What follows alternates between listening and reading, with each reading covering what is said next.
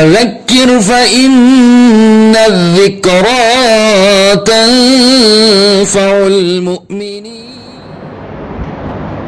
السلام علیکم ورحمۃ اللہ وبرکاتہ.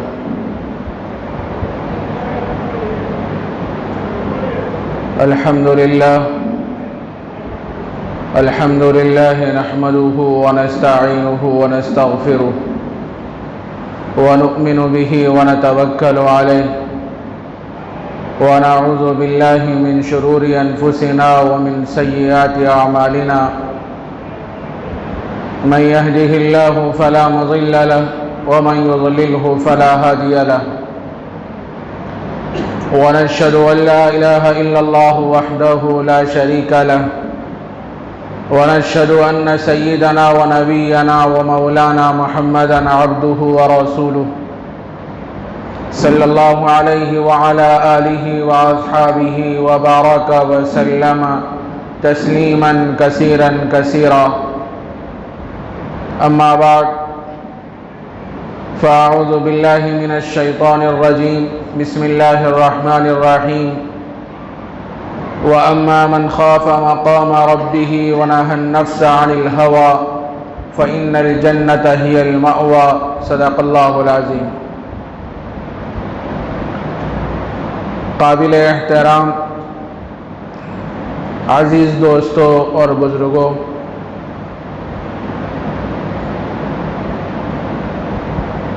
حق تعالی جل شانہ نے ہر انسان کے سامنے دو راستے رکھے ہیں. ایک راستہ خیر والا، بھلائی والا، اطاعت اور فرمانبرداری والا، جنت والا، اللہ کی رضا اور خوشنودی والا راستہ ہے. اور ایک راستہ اللہ کو ناراض کرنے والا،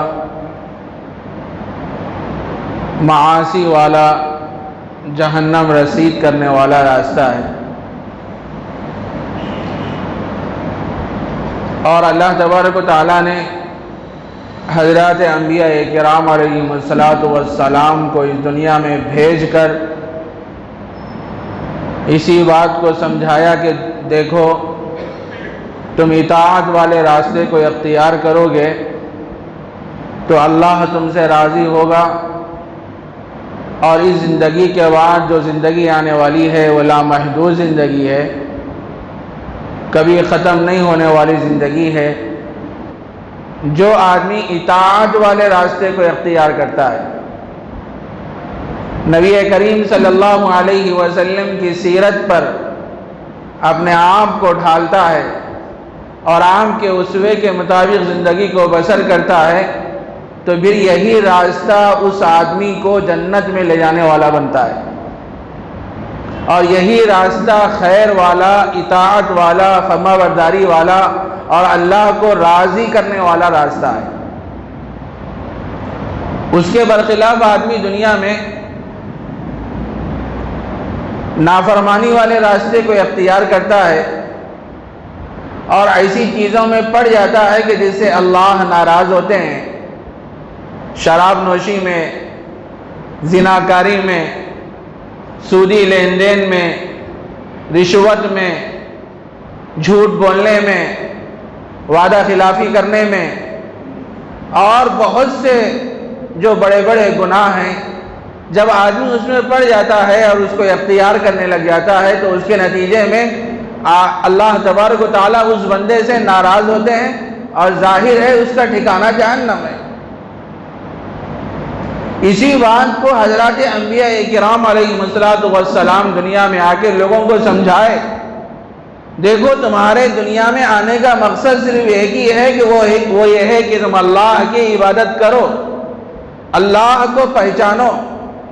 اسی اللہ نے اس کائنات کو وجود بخشا ہے، وہ تنہا ہے اور ساری چیزوں کو اس نے وجود بخشا ہے. یہ پہاڑ، یہ زمین، یہ آسمان کے اندر اللہ نے ستاروں کو لگا کے رکھا ہے.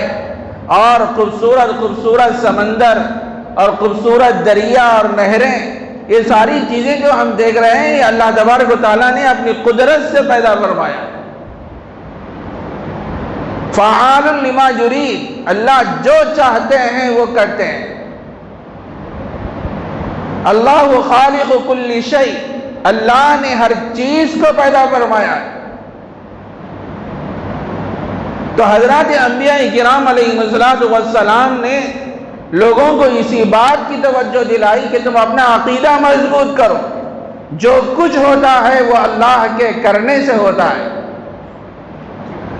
جب آدمی اللہ سے اپنے تعلق کو مضبوط کرتا ہے اور اللہ کے احکامات کے مطابق زندگی کو بسر کرتا ہے اور نبی کریم صلی اللہ علیہ وسلم کے اسوے کے مطابق اپنی زندگی کو ڈھالتا ہے، تو پھر اللہ تبارک و تعالیٰ اس بندے سے راضی ہوتے ہیں اور ایسی ایسی نعمتیں اس بندے کو عطا فرماتے ہیں آخرت میں، جنت میں، کہ آدمی اس کا وہم و گمان بھی نہیں کر سکتا۔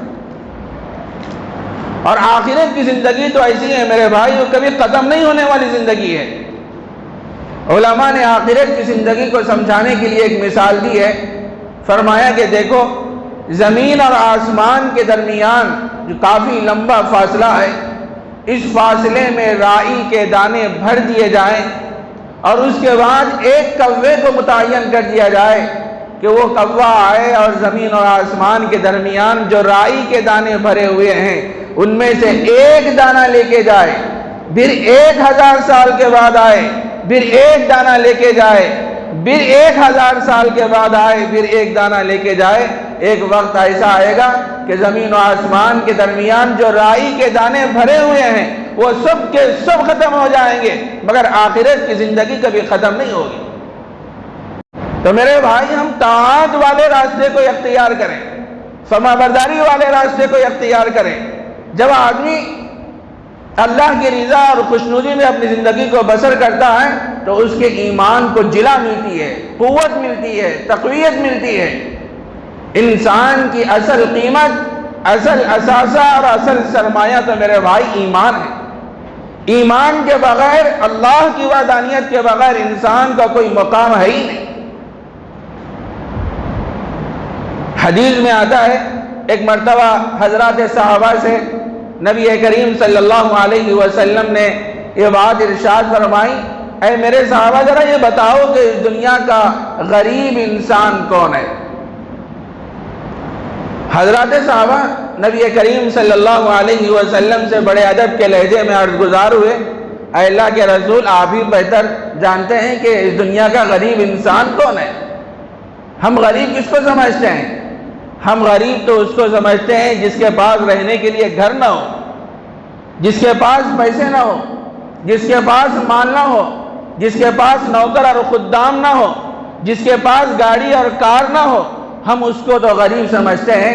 نبی کریم صلی اللہ علیہ وسلم نے ارشاد فرمایا، اے میرے صحابہ سن لو، اس دنیا کا غریب انسان وہ ہے جس کے پاس مال و دولت کے انبار تو موجود ہو لیکن وہ ایمان کی دولت سے محروم رہے، وہ اس دنیا کا سب سے غریب انسان، سب سے غریب انسان۔ ہم کتنے خوش نصیب ہیں، اللہ نے ہمیں صاحب ایمان بنایا، مسلمان بنایا۔ ظاہر ہے جب آدمی طاعت والے راستے کو اختیار کرتا ہے تو اس ایمان کے اندر جلا ملتی ہے، تقویت ملتی ہے، قوت ملتی ہے، اور یہ ایسا ایمان ہے کہ یہی ایمان آدمی کو جنت میں لے جانے کا ذریعہ بنتا ہے۔ اتنی بڑی نعمت ہے، اتنی بڑی نعمت ہے ایمان، کہ اسی ایمان کی وجہ سے آدمی جنت میں جائے گا، اللہ کا دیدار نصیب ہوگا۔ ایک بزرگ کے بارے میں آتا ہے کہ وہ ایک راستے سے گزر رہے تھے، ایک شہر کے قریب پہنچے تو دیکھا کہ شہر کے سارے دروازے بند ہیں۔ لوگوں سے معلوم کیے تو لوگوں نے بتلایا کہ اس شہر کا جو بادشاہ ہے، اس بادشاہ کا ایک پرندہ ہے باز، وہ پرندہ کھو گیا ہے، تو بادشاہ نے شہر کے سارے دروازے بند کر دیے ہیں اس کو پکڑنے کے لیے۔ یہ اللہ والے سوچنے لگے کہ وہ بادشاہ بھی کیسا احمق، دیوانہ اور پاگل ہے ارے بعض پرندہ کھو گیا ہے تو اس کو اگر شہر کے دروازے بند کریں گے تو کچھ فائدہ نہیں ہوتا، وہ تو اڑ کے چلا جائے گا۔ تو وہ اللہ والے سوچنے لگے کہ کیسا دیوانہ، پاگل اور احمق وہ بادشاہ ہے، ارے باز کو پکڑنے کے لیے شہر پہ جال بچھانا چاہیے نہ کہ دروازے بند کرنا چاہیے۔ اس کے بعد ان کے دل میں بات آئی، وہ دل میں سوچنے لگے، اے اللہ تیری بھی عجیب قدرت ہے، تو نے اس کندہ ناتراش کو بادشاہ بنا دیا اور مجھ جیسے عالم اور فاضل کو بھیک مانگا بنا دیا۔ ذرا سا ان کے دل میں یہ بات آئی، اللہ تعالیٰ نے ان کے دل میں یہ بات ڈال دی، دیکھ تیرے پاس جو ایمان کی دولت ہے، وہ ایمان کی دولت وہ بادشاہ کو دے دے، اور بادشاہ کے پاس جو مال و دولت کے انبار ہیں، جو خدام ہیں، جو نوکر ہے، سلطنت ہے، وہ تو لے لے، کیا تو اس بات کو پسند کرے گا؟ اتنا سنتے ہی وہ اللہ والے لرز گئے، سہم گئے، اللہ یہ کیسے ہو سکتا ہے؟ آپ نے اس بادشاہ کو جو دولت دی ہے وہ دولت تو فانی دولت ہے، عارضی دولت ہے، ختم ہو جانے والی دولت ہے، اور مجھے آپ نے جو ایمان کی دولت دی ہے وہ دولت تو ایسی ہے کہ ہمیشہ ہمیشہ رہنے والی دولت ہے۔ اسی دولت کی وجہ سے آدمی جنت میں جائے گا، اللہ کا دیدار نصیب ہوگا، اور اللہ تبارک و تعالیٰ اس بندے کو چاہنے لگیں گے۔ میرے بھائی، ہم صاحب ایمان ہیں، کتنی بڑی نعمت اللہ نے ہمیں عطا فرمائی، ماں پیٹ ہم مسلمان ہیں، آج ہمیں اسلام کی، ایمان کی ہمیں کوئی قدر نہیں، ہماری زندگی طاعتوں میں نہیں گزرتی، فرمانبرداریوں میں نہیں گزرتی۔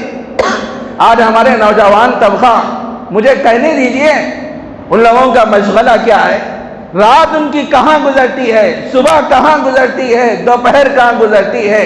آج کل بچے اسکول اور کالج کو جاتے ہیں، ماں باپ کو یہ کہہ کے جاتے ہیں کہ میں تو کالج میں جا رہا ہوں پڑھنے کے لیے، اسکول جا رہا ہوں پڑھنے کے لیے، اور جاتے ہیں اور گاڑی پہ بیٹھ کے پارکوں میں نظر آتے ہیں، کسی غیر محرم لڑکی کے ساتھ ہم نظر آتے ہیں۔ میرے بھائی، ہماری زندگیاں کیسے گزر رہی ہیں؟ ہمیں کیا کرنا چاہیے؟ ہم تو ایک نمونہ ہے لوگوں کے لیے، ہم کو دیکھ کے دوسرے لوگ متاثر ہو جائیں، لیکن ہمارا حال یہ ہے کہ دوسروں سے متاثر ہم ہو رہے ہیں۔ ایک مسلمان جب سامنے سے گزرے تو غیر دیکھ کے سمجھے کہ ارے یہ اللہ والا، یہ مسلمان، اس کی آنکھ نیچی، اس کے بات کرنے کا انداز میٹھا، اس کے چلنے کا طریقہ بہت اچھا، اور یہ بات کرتا ہے تو بہت نرم لہجے میں بات کرتا ہے، اور کسی کے سامنے سے گزرتا ہے تو آنکھوں کو جھکائے ہوئے گزرتا ہے۔ ارے غیر تو یہ سمجھیں، لیکن آج ہمارا حال یہ ہے، آج ہمارے نوجوان بچے سڑکوں پہ کھڑے ہوئے نظر آتے ہیں، چوراستوں پہ کھڑے ہوئے نظر آتے ہیں، کتنے باحجاب عورتیں اور کتنی غیر مسلم لڑکیاں اس راستے سے گزرتی ہیں اور جاتے ہوئے عار اور شرم محسوس کرتی ہیں، اور ہم فخرے کستے ہیں اور لڑکیوں کے بارے میں تبصرہ کرتے ہیں، ان ایسی ہے، ان ایسی ہے، ان ایسی ہے۔ ارے اللہ کے بندے، پہلے تو سوچ لے کہ تو کیسا ہے، کہ اللہ نے تجھے اسی لیے پیدا کیا، تجھے کرنا کیا چاہیے تھا؟ بعض محلوں کے بارے میں تو یہ سنا گیا ہے میرے بھائی کہ لڑکیاں اس راستے سے گزرنے میں ڈر اور خوف محسوس کرتی ہیں۔ اب اس وقت تو یہ حال چل پڑا ہے، محلوں میں نوجوان بچے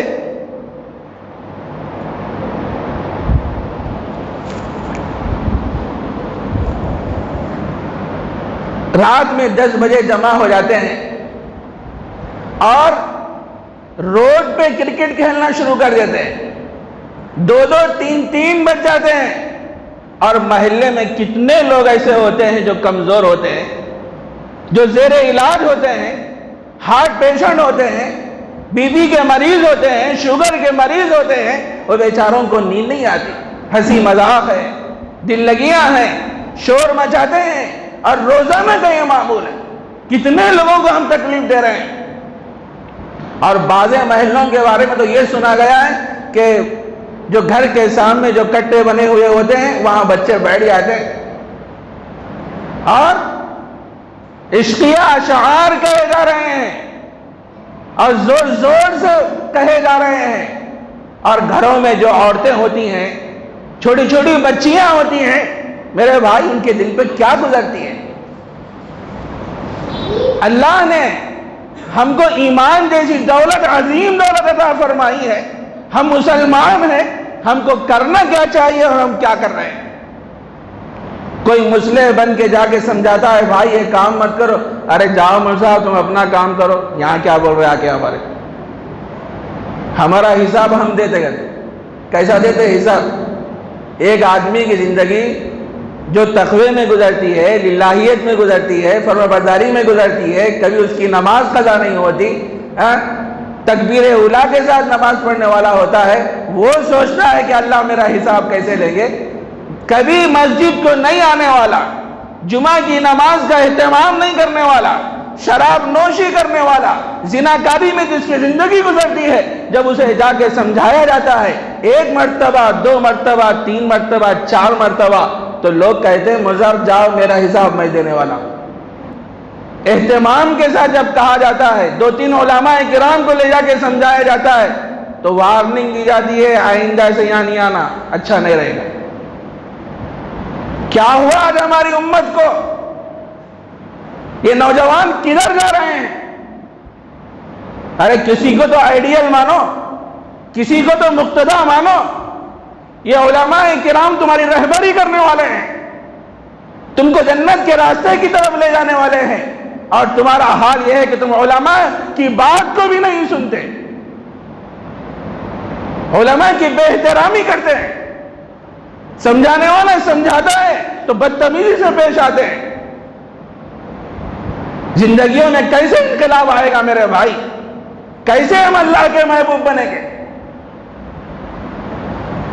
صرف محبوب نگر ہی کا حال نہیں ہے، آپ ہر تعلقہ، ہر ضلع، چھوٹے سے چھوٹے گاؤں کا اب حال دیکھ لیجئے، ہمارے مسلمان بچے کہاں کہاں نظر آتے ہیں۔ جب سے یہ سیل فون آ گئے، اللہ معاف فرمائے، اس کے اندر، یہ فون کے اندر کچھ ایسی چیزیں ہیں کہ اچھی بھی ہیں اور خراب بھی ہیں، لیکن ہمارا نوجوان طبقہ راتوں اور رات فونوں میں مصروف رہتے ہیں، غلط چیزیں دیکھتے ہیں، گندی فلمیں دیکھتے ہیں، اس کے اندر سے شہوانیت بھڑک اٹھتی ہے، اپنا کمرہ بند کیے ہوئے رہتے ہیں۔ سنا یہ گیا ہے بعض بچوں کے بارے میں کہ 3-3 4-4 بجے تک رات میں فون میں مصروف رہتے ہیں۔ ارے اللہ کے بندو کیا کر رہے ہیں، کیا کر رہے ہیں ہم؟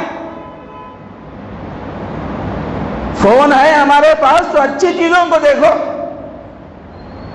علماء کرام کے بیانات کو سنو، نعتیں سنو، اور جو اچھے مضامین ہیں اس کو دیکھو اور پڑھو، اپنی زندگیوں میں انقلاب لاؤ۔ لیکن غلط چیزیں ہم لوگ دیکھتے ہیں، اس کی نشر و اشاعت کرتے ہیں۔ کوئی چیز ہم کو پسند آ جاتی ہے تو ہم دوسرے کو فارورڈ بھی کر دیتے ہیں۔ کیا ہوا میرے بھائی، کیا ہوا؟ قرآن مجید میں اللہ تبارک و تعالیٰ نے ارشاد فرمایا یومئذ تحدث اخبارہا، قیامت کے دن زمین خبریں نشر کرے گی۔ جس جگہ بیٹھ کے ہم گناہ کیے ہیں وہ زمین قیامت کے دن گواہی دے گی۔ جس جگہ بیٹھ کے ہم اللہ اللہ کیے ہیں وہ زمین قیامت کے دن گواہی دے گی۔ آج ہم سوچ رہے ہیں آج ہم کہاں کہاں گناہ کے کام کر رہے ہیں۔ جن ہاتھوں سے ہم سیل فونوں کو پکڑتے ہیں یہ انگلیاں قیامت کے دن گواہی دیں گے میرے بھائی، قیامت کے دن گواہی دیں گے۔ یہ دل گواہی دے گا، یہ زبان گواہی دے گی، یہ آنکھ گواہی دے گی۔ یہاں تو ہم جھوٹ بول سکتے ہیں، کر کے بھی نہیں کیے بول سکتے ہیں، لیکن وہ قیامت کا دن ہوگا، اللہ تبارک و تعالیٰ زبان پہ مہر لگا دیں گے، لگام لگا دیں گے۔ قرآن مجید میں اللہ تبارک و تعالیٰ نے ارشاد فرمایا اليوم نختم على افواہہم وتکلمنا ایدیہم وتشہد ارجلہم بما كانوا یکسبون، کہ قیامت کے دن اللہ تبارک و تعالیٰ لوگوں کے منہ پہ مہر لگا دیں گے۔ وَتُكَلِّمُنَا أَيْدِيهِمْ، ان کے ہاتھ ہم سے بات کریں گے۔ جن بڑے بڑے فونوں کو 50,000 ہزار 1 لاکھ کے فونوں کو ہم خرید کے لاتے ہیں، ماں باپ کو اصرار کرتے ہیں مجھے وہ فون ہونا ہے، مجھے وہ فون ہونا ہے، بیچارے بچوں کی محبت میں فون دلاتے ہیں، اور ہم ان بڑے بڑے فونوں کو اپنے ہاتھ میں پکڑتے ہیں اور ناجائز چیزیں دیکھتے ہیں۔ یہ انگلیاں، یہ ہاتھ قیامت کے دن گواہی دیں گے، ہمارے خلاف گواہی دیں گے، یہ دل گواہی دے گا، یہ پورے اعضاء انسان کے خلاف گواہی دیں گے۔ ارے اللہ کے بندو، دنیا میں آنے کے مقصد کو سمجھو کہ اللہ نے انسان کو دنیا میں کہے کے لیے بھیجا ہے۔ ہم کو تو ایک آئیڈیل بننا چاہیے، ہم کو دیکھ کے دوسرے لوگ متاثر ہو جائیں۔ آج ہر چیز عروج پہ ہے میرے بھائی، شہوانیت عروج پہ، بے حیائی عروج پہ، بے پردگی عروج پہ، شراب نوشی عروج پہ، اور وعدہ خلافی عروج پہ، ہر چیز عروج پہ ہے۔ اور کسی چیز میں ہم کمزور ہیں تو وہ کس میں کمزور ہیں؟ دینی اعتبار سے ہم کمزور ہیں، ہمارا تعلق اللہ سے مضبوط نہیں، اللہ کے نبی سے ہمارا تعلق مضبوط نہیں، پھر اللہ ہم کو کیسے چاہنے لگیں گے؟ کیسے اللہ تبارک و تعالیٰ کی نصرت آئے گی، ان کی مدد آئے گی؟ حضرات صحابہ کی زندگیاں اٹھائیے، وہ قلت میں تھے، کم تھے، لیکن ہزاروں پہ غالب آتے تھے۔ کیوں آتے تھے؟ ان کا تعلق اللہ سے مضبوط تھا، اللہ کے نبی سے مضبوط تھا، اللہ کے احکامات کے مطابق وہ اپنی زندگی کو بسر کرتے تھے۔ جہاں بھی وہ جاتے وہ کامیابی سے ہمکنار ہوتے، اللہ کی نصرت آتی۔ آج ہم لاکھوں کروڑوں میں ہیں، لیکن آج ہماری کوئی حیثیت ہے ہی نہیں، کوئی بات ہماری سنی نہیں جا رہی ہے۔ لاکھوں مسلمانوں پر ظلم و ستم کے پہاڑ توڑے جا رہے ہیں۔ یہ کیا ہے؟ یہ اللہ سے دوری کا نتیجہ ہے۔ جس بندے کا تعلق اللہ سے مضبوط ہو جائے گا، اللہ کے نبی سے مضبوط ہو جائے گا، دنیا کی کوئی قوم ایسی نہیں جو مسلمانوں کو شکست دے سکے۔ شکست تو دینا دور کی بات ہے، نگاہ اٹھا کر بھی نہیں دے سکتے۔ کیسے کیسے واقعات ہیں حضرات صحابہ کے، جب ان کا تعلق اللہ سے مضبوط تھا، ان کا ایمانی تعلق مضبوط تھا، تو انسان تو کیا، بادشاہ تو کیا، جانور بھی ان کی بات سننے پہ مجبور ہو جایا کرتے تھے۔ ایک صحابی کے بارے میں آتا ہے، غالباً نام اس وقت میرے ذہن میں نہیں آ رہا، وہ صحابی افریقہ گئے تو جا کے وہاں مصروف رہے دین کی دعوت اور تبلیغ میں۔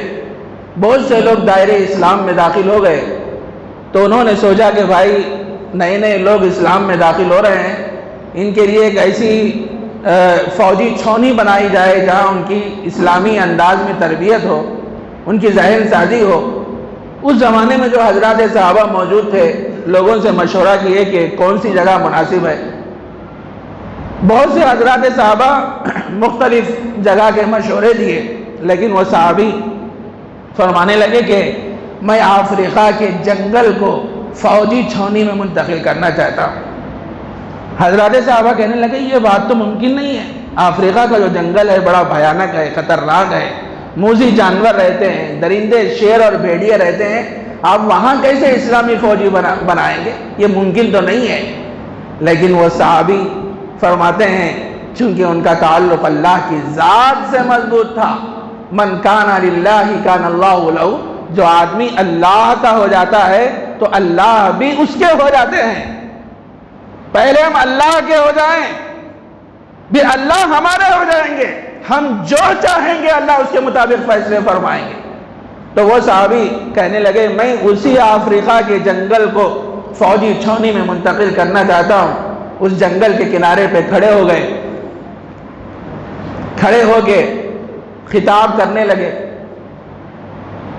کتابوں میں وہ الفاظ موجود ہیں، ایتھا الحشرات والسباع نحن اصحاب رسول اللہ صلی اللہ علیہ وسلم فرحلوا فإنا نازلون فَمَنْ وَجَدْنَاهُ بَعْدُ قَتَلْنَاهُ. کیا پیارے الفاظ تھے، کیا تاثیر تھی ان کی زبان میں کہ فرمانے لگے اے جنگل کے درندوں، شیروں، بھیڑیوں، چیر پھاڑ کھانے والے جانوروں، اچھی طریقے سے سن لو، نحن اصحاب رسول اللہ صلی اللہ علیہ وسلم، ہم اللہ کے نبی کے ساتھی ہیں، دوست ہیں.